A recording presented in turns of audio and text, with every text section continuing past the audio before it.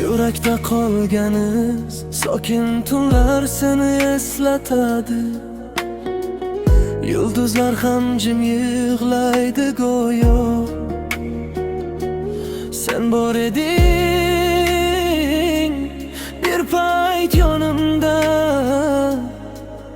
endi esa yo'qsan faqat xotira.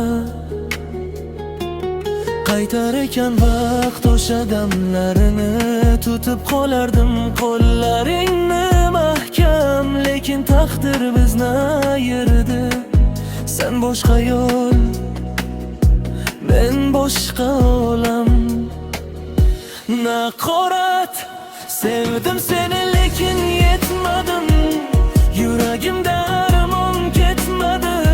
Ko'zlarimda qolagan yoshing bor. Sen bilan baxtlengan o'tmadi. Sevdim seni lekin yetmadim. Yuragimda armon ketmadi. Ko'zlarimda qolagan yoshing bor. Sen bilan baxtlengan o'tmadi.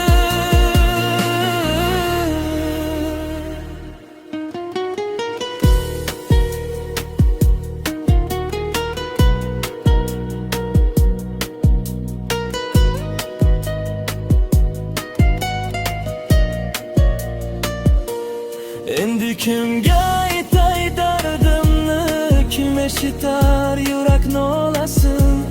Sen kulganda baxtli edim men, endi esa sog'inch yondasin. Yo'llarimiz boshqa bo'lsa ham, yurak seni unutolmaydi.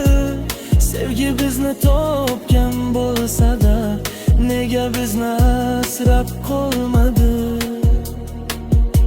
Naqorat, sevdim seni lekin yetmadim. Yuragim